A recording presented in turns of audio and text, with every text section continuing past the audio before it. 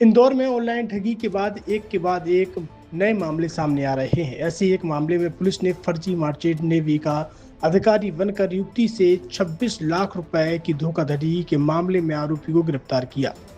Police आरोपी से पूछताछ करने में जुटी है। बता दें कि इंदौर क्राइम ब्रांच को पिछले दिनों एक युवती ने शिकायत करते हुए बताया था कि मैट्रिमोनियल साइट के जरिए जितेंद्र उर्फ जीतू से उसकी मुलाकात हुई थी। उसने खुद को मर्चेंट नेवी का अधिकारी बताया था और कहा था कि जल्द ही वह शादी कर लेगा। इसके बाद दोनों के बीच बातचीत होने लगी और इसी दौरान जितेंद्र ने महिला को यह कहा कि उसके घर में कुछ परेशानी है और साथ ही खुद के हॉस्पिटल में एडमिट होने की बात भी कही। उसने बताया कि उसे ब्लड कैंसर हो गया है और उसका इलाज करवाना है। एडिशनल डीसीपी इंदौर अमरेंद्र सिंह ने बताया है कि आरोपी ने अपनी परेशानी बताते हुए महिला से 26,86,500 रुपए अपने अकाउंट में ट्रांसफर करवा लिए। इसके कुछ दिनों बाद तक दोनों के बीच बातचीत होती रही। फिर आरोपी युवक ने उससे फोन पर बातचीत करना बंद कर दिया। इसके बाद युवती को किसी तरह इस बात की जानकारी लगी कि युवक रूस भाग सकता है। इस पर युवती ने उसके खिलाफ इंदौर क्राइम ब्रांच में शिकायत की। इंदौर क्राइम ब्रांच ने दिल्ली के इंदिरा गांधी अंतर्राष्ट्रीय एयरपोर्ट को पूरे मामले की जानकारी दी, जहां इमिग्रेशन जांच के दौरान उसके खिलाफ केस दर्ज होने की जानकारी मिली। इसके बाद दिल्ली पुलिस ने पूरे मामले की सूचना इंदौर क्राइम ब्रांच को दी और क्राइम ब्रांच ने दिल्ली से आरोपी को गिरफ्तार कर लिया।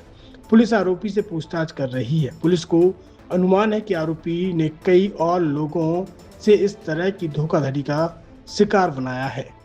आवेदिका द्वारा एक शिकायत की गई थी और इस शिकायत में आरोप लगाया गया था कि शादी.com के माध्यम से उसने किसी युवक जो जिसका नाम जितेंद्र उर्फ जीतू था, ये बेसिकली नोएडा गौतम बुद्ध नगर का रहने वाला बताया था। ऑनलाइन उसके संपर्क शादी के लिए इससे बातचीत हुई थी और उसके बाद इसने अपने आप को किसी बीमारी से पीड़ित होकर भी और भी बातें की और लड़की से अलग अलग समय पर उसने 26 लाख से भी अधिक धनराशि अपने अकाउंट में ली।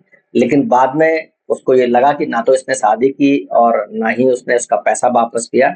जब इसकी शिकायत क्राइम ब्रांच को की गई तो इसमें थाना जो क्राइम ब्रांच इंदौर है उसके द्वारा इसमें 318 और 319 बीएनएस के तहत एक धोखाधड़ी का अपराध पंजीबद्ध किया और ये जो आरोपी था वो आरोपी लंबे समय से इसको फरार था।